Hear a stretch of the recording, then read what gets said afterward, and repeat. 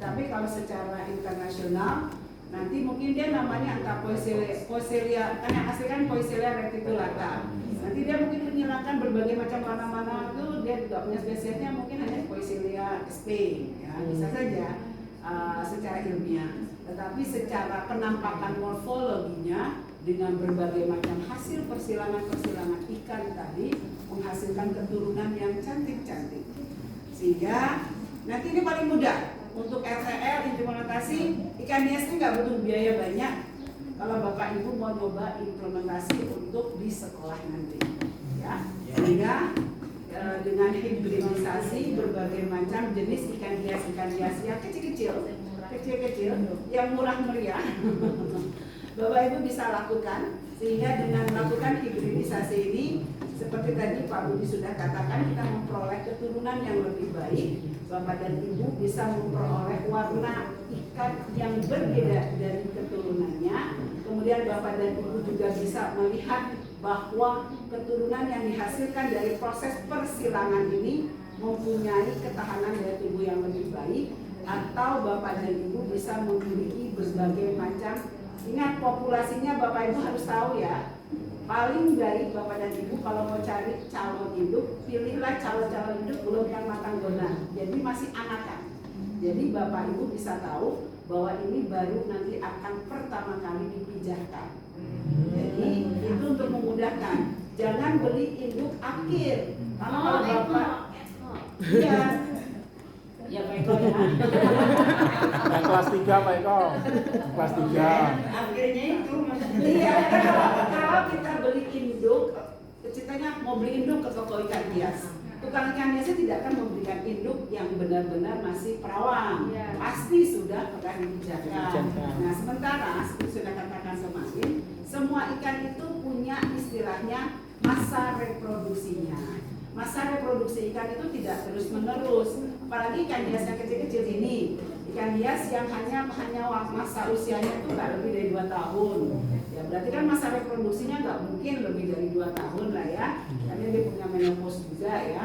Sehingga itu yang perlu Bapak Ibu kalau ingin memilih induk, beli dari anakan-anakan yang Bapak Ibu pelihara, kemudian Bapak Ibu seleksi secara lihat dari karakternya. Saya kemarin sudah jelaskan bahwa calon-calon induk itu harus memiliki warna yang bagus, yang cemerlang, performance dalam arti seluruh morfologinya itu lengkap, tidak boleh cacat, tidak boleh sakit, dan sesuai dengan umurnya.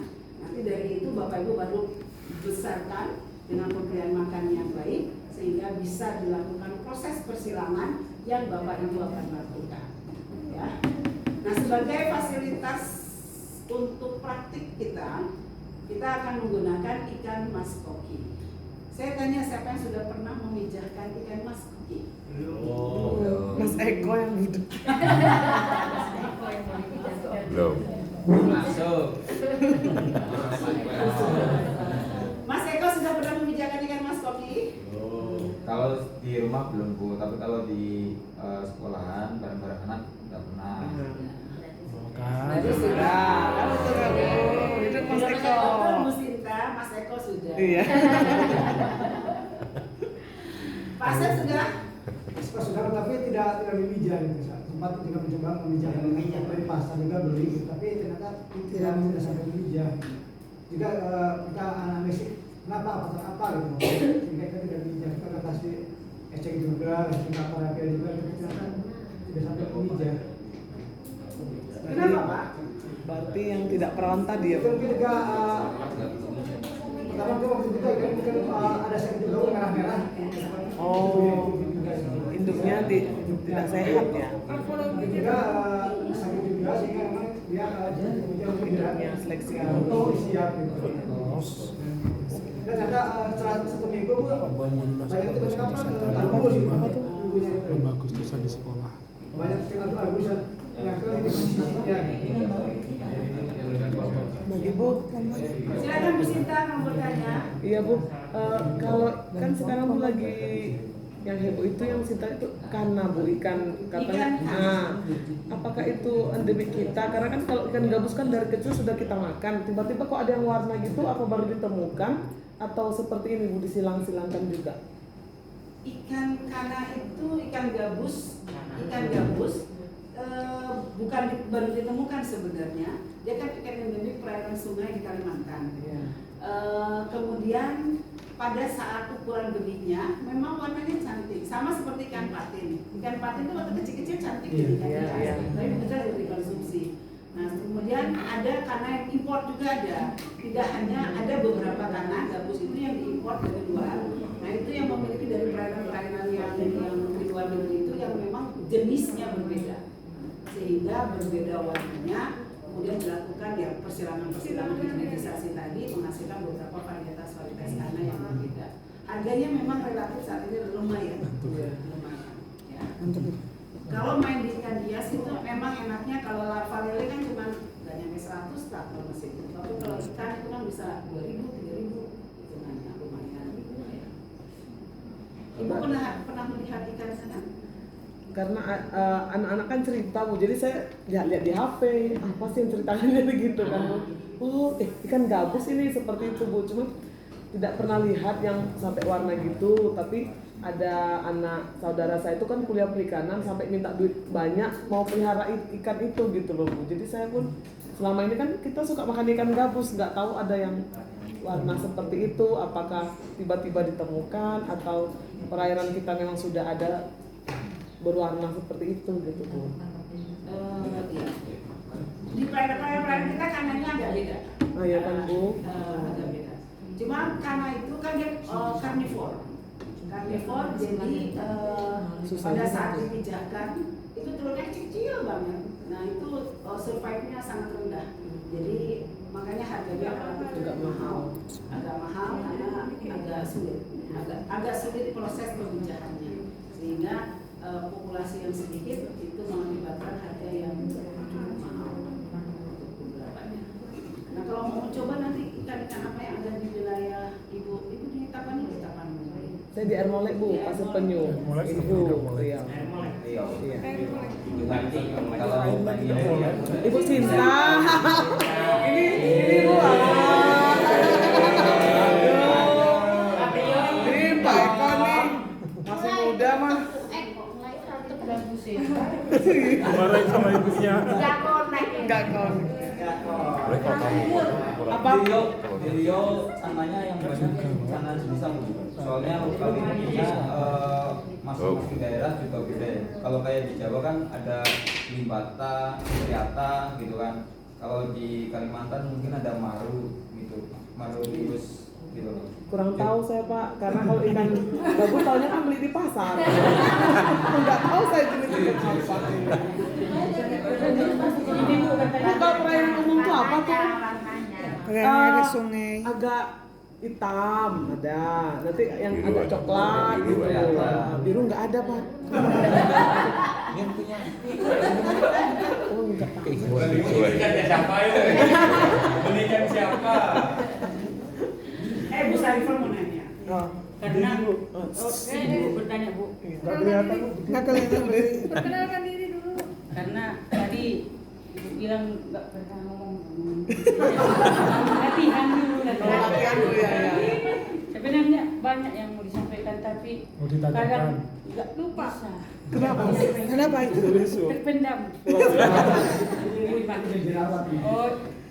Di Danau Toba kan Bu ada ini blooming tentang red devil.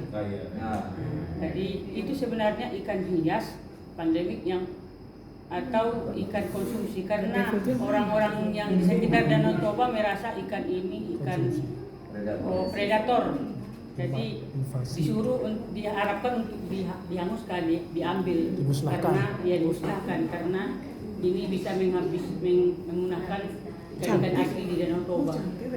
Jadi yang pertanyaan saya ini termasuk ikan hias bersilangan atau seperti apa Bu menurut yang Ibu tahu? Saya bingung. Makan lagi. kalau ini pegangan Kasih Bu. Saya tanya siapa yang tahu ikan red devil. Baru dia. Baru ya. Tapi cantik loh Bu. Iya. Katanya dari Kenapa dia menghanguskan? keturunan ikan Lohan. Kan? Oh, Lohan cantik. Lohan itu keturunan Devi Bu. Kembar ya? Baik. Oh gitu ya? Siapa yang tahu yang lain? Jangan lihat dari Google itu. Iya. Pak Eko. Silakan Pak Edi. Ah, tuh ya.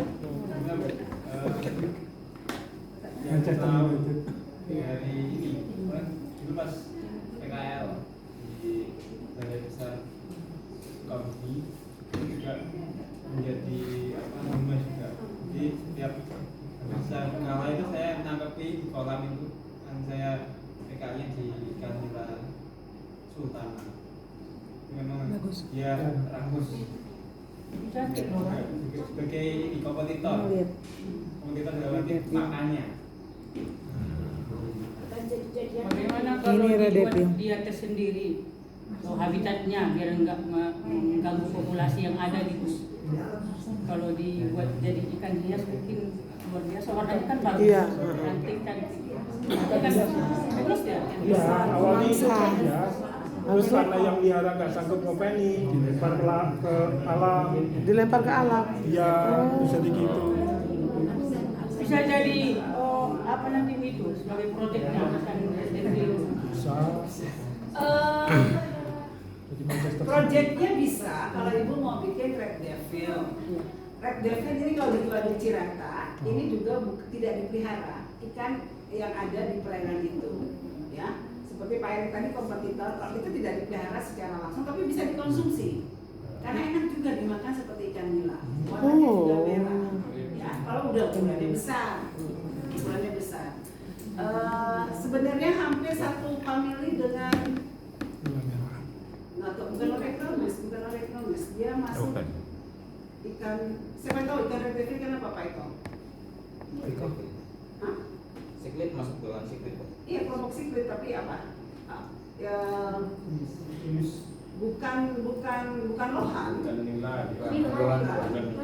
Mirip nila, tapi bukan nila. Kalau nila kan orectronus. Ini rasanya lohan, tapi rasanya nggak enak. Pernah dicoba?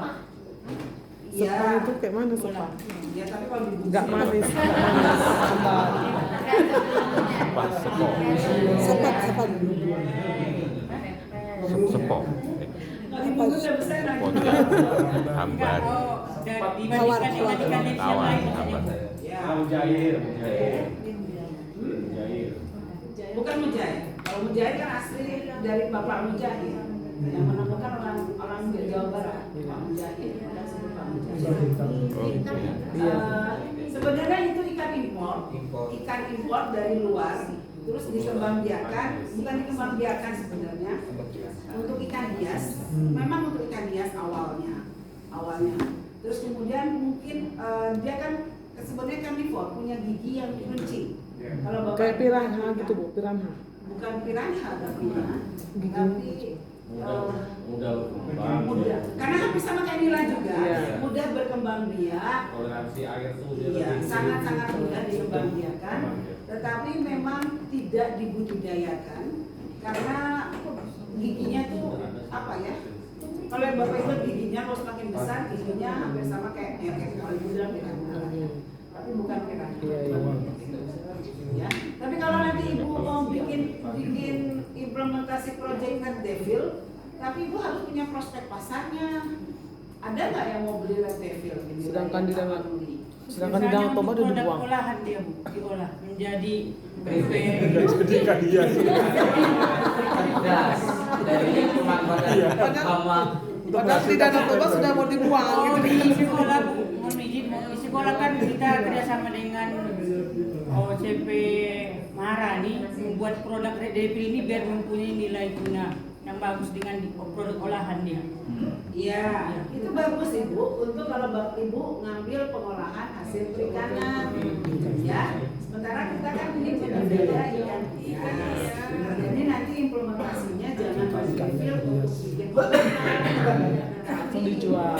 Red Devil dijual sebagai komoditas ikan hias. Ibu ambil belinya dari Danau Toba, yang kecil kecil, terus ibu pelihara butuh waktu berapa bulan sampai untuk cantik dilihat untuk dinikmati warna tubuhnya. Jadi bukan dibesarkan untuk diolah menjadi makanan. Maunya sih seperti itu implementasinya. Tapi kira-kira menurut Bu Sarifah bisa nggak diimplementasikan untuk ikan hias komoditasnya di sekolah ibu? Oh gini Bu, saya belum tahu jenis ikan apa yang bisa disilamkan untuk bisa memunculkan keunggulan dari segi warnanya atau hibridisasi itu juga Bu maksudnya. Jadi ikan apa sih yang cocok dikawin silamkan dengan ikan ini sehingga nilai-nilai yang rendah sama dia itu diminimalkan untuk menimbulkan keunggulan yang baru, produk baru atau individu baru dari jenis ikan red devil itu. Ya, kalau red devil mau ibu silangkan, cari yang setipe warnanya, setipe ukuran bentuk tubuhnya dan satu family lah Bu, satu family. Ibu browsing di internet, red devil itu masuk dalam Family apa gitu. family apa, nanti genusnya apa, nanti ibu silakan dengan ikan yang satu genus lah. Kalau misalkan nggak bisa satu family ya satu genus. Kalau ibu mau melakukan implementasi hibridisasi, kalau mau budidaya biasa juga boleh ibu. Ini kita hanya untuk di ikan hias. Ini kita kan mau memperoleh individu baru yang warnanya cantik sehingga beda dengan induknya, itu lebih baik sehingga ada muncul istilahnya gen yang baru yang diturunkan dari induk kepada anaknya sehingga warnanya jadi lebih cantik.